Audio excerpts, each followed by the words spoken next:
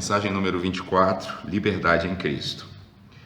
Baseada na Epístola de Paulo aos Gálatas, capítulo 5, versículo 1, onde ele diz assim: Estais, pois, firmes na liberdade com que o Cristo nos libertou, e não vos submetais de novo ao jugo da escravidão. E Emmanuel comenta: meditemos na liberdade com que o Cristo nos libertou das algemas da ignorância e da crueldade. Não lhe enxergamos qualquer traço de rebeldia em momento algum. Através de todas as circunstâncias, sem perder o dinamismo da própria fé, submete-se valoroso ao arbítrio de nosso Pai. Começa a missão divina, tecendo da glória celestial para o estreito recinto da manjedoura desconhecida. Não exibe uma infância destacada no burgo em que se acolhe a sua equipe familiar. Respira o ambiente da vida simples, não obstante a luz sublime, com que supera o nível intelectual dos doutores de sua época. Inicia o apostolado da Boa Nova, sem constranger as grandes inteligências a lhe aceitarem a doutrina santificante, contentando-se com a adesão dos pescadores de existência singela.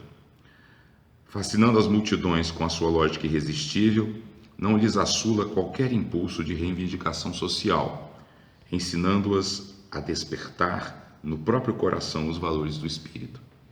Impondo-se pela grandeza única que lhe assinala a presença, acenam-lhe com uma coroa de rei, que ele não aceita.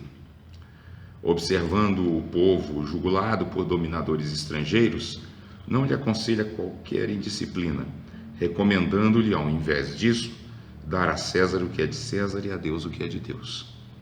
Sabe que Judas, o companheiro desditoso, surge repentinamente possuído por desvairada ambição política, firmando conchavos com perseguidores da sua causa sublime. Contudo, não lhe promove a expulsão do círculo mais íntimo. Não ignora que Simão Pedro traz no âmago da alma a fraqueza com que o negará diante do mundo, mas não se exaspera por isso e ajuda-o cada vez mais. Ele que limpara leprosos e sarara loucos, que restituíra a visão aos cegos e o movimento aos paralíticos, não se exime à prisão e ao escárnio público, à flagelação e à cruz da morte. Reflitamos, pois, que a liberdade segundo Cristo não é o abuso da faculdade de raciocinar, empreender e fazer, mas sim a felicidade de obedecer a Deus, construindo o bem de todos, ainda mesmo sobre o nosso próprio sacrifício, porque somente nessa base estamos, enfim, livres para atender aos desígnios do Eterno Pai, sem necessidade de sofrer o escuro domínio das arrasadoras paixões que nos encadeiam o espírito por tempo indeterminado às trevas expiatórias. Então, a gente percebe aqui que a forma como o Evangelho aborda a liberdade é sempre antes de tudo, né? Não é sempre, mas é antes de tudo a liberdade interior. A liberdade, como ele diz aqui no próprio final da mensagem, das trevas das nossas paixões interiores. Ou seja, a grande prisão do ponto de vista espiritual é o nosso apego e o nosso desejo. Nós estamos aprisionados, né, a uma visão extremamente autocentrada da realidade, que faz com que a gente ache que o mundo precisa girar ao redor daquilo que nós desejássemos que ele fosse, daquilo que nós achamos que ele deveria ser. Isso com relação a tudo. Algumas pessoas de uma forma mais acentuada, outras de uma forma mais sutil, mas nós estamos sempre tentando colocar o mundo à nossa feição, né? E isso gera essa prisão, que por sua vez gera sofrimento. Prisão por quê? Porque, na verdade, como a gente tem estudado aqui ao longo de todos esses sábados, né, do nosso Evangelho no Lar, o mundo é uma expressão da infinita grandeza divina, né? Então nós temos uma infinitude de recursos à nossa disposição. Mas quando a gente se escraviza aos nossos próprios desejos e aos nossos próprios apegos, é como se a gente estreitasse a nossa capacidade de receber essas bênçãos que estão disponíveis para nós. Porque é como se nós aceitássemos aquilo que está de acordo com a nossa visão de mundo, né? Eu já citei aqui várias vezes a frase de um diretor do Colégio Marista de Taguatinga, que fez uma palestra para a gente lá na rede pública, quando ele disse assim, que todo ponto de vista não passa da vista de um ponto. Eu acho que essa frase eu guardei, porque ela sintetiza bem isso que a gente está dizendo aqui, né? Quando a gente se apega ao nosso ponto de vista, é como se a gente elegesse um ponto da realidade e a gente se prendesse a ele, se fixasse a ele. Daí por que se diz que isso é uma prisão, né?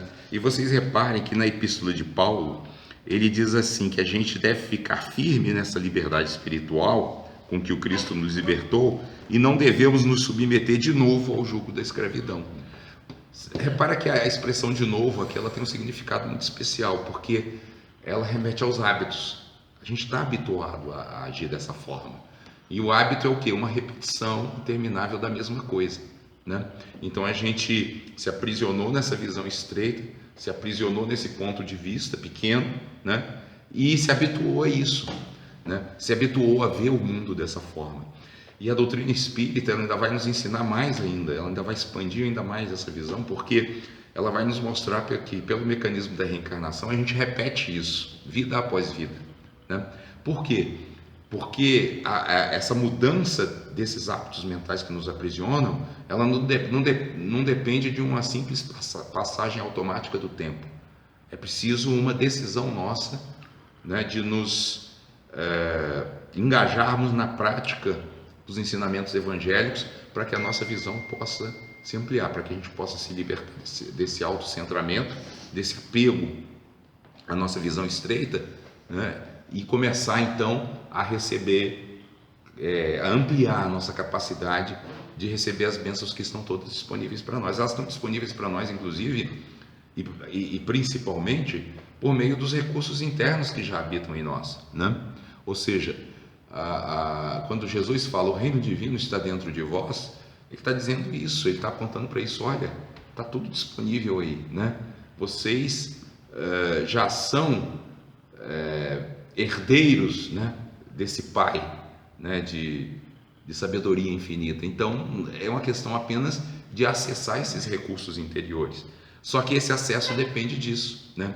Depende da gente se libertar dessa prisão egóica, né, desse ego, né, que se tornou o senhor dos nossos impulsos, né?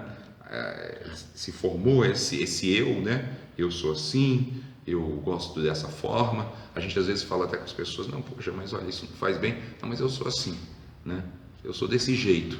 Então a pessoa se define daquela forma como se aquilo fosse a sua própria essência, quando na verdade são marcas mentais que ao longo do tempo, em incontáveis vidas, nós fomos adquirindo e marcando o nosso espírito com isso, né? Com esses hábitos, né? Então é por isso que eu chamei a atenção aqui na epístola de Paulo para essa palavra de novo, né? Ele fala, não vos submetais de novo ao jugo da escravidão. Ele está chamando a atenção para isso. A gente vive repetindo isso.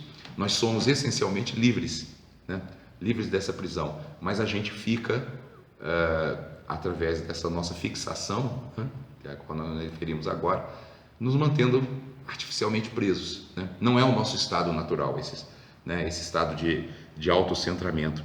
E é interessante porque quando Emmanuel faz o comentário aqui da epístola, ele vai mostrar, vocês reparem que todos os comentários dele apontam para o fato de que a liberdade que Cristo nos propõe, quando ele diz, conhecereis a verdade vos libertará, não se confunde com rebeldia, né? Ou seja, rebeldia no sentido de contrariedade diante da forma como as coisas acontecem ou se movem na nossa vida, né?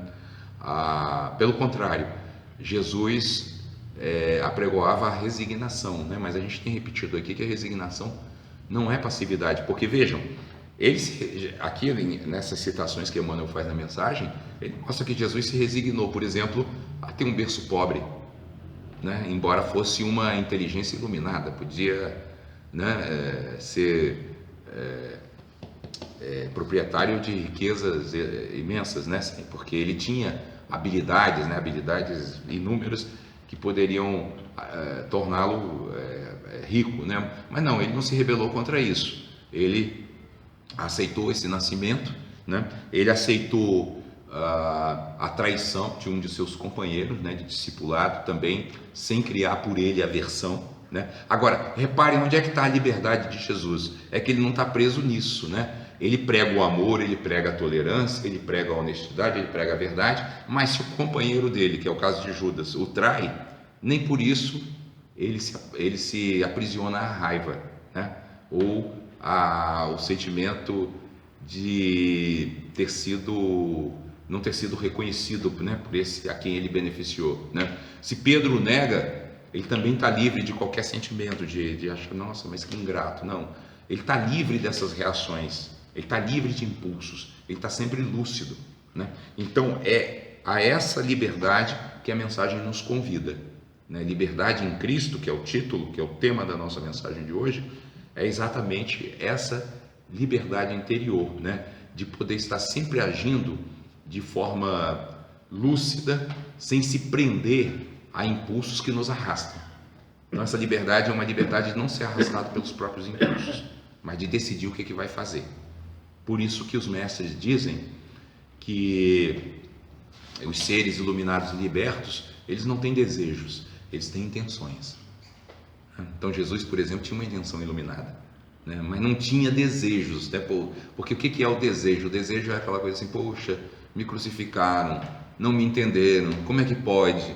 Não, ele não tinha isso, né? Ele tinha a intenção de trazer um caminho de iluminação para os seres, mas aceitava as coisas da forma como elas se manifestavam, aceitava inclusive a liberdade dos outros, né? Ele apregoava a liberdade, mas aceitava a liberdade de seus próprios companheiros se manterem presos aos seus maus hábitos até se decidirem a se engajarem, né, definitivamente nesse caminho que ele nos legou.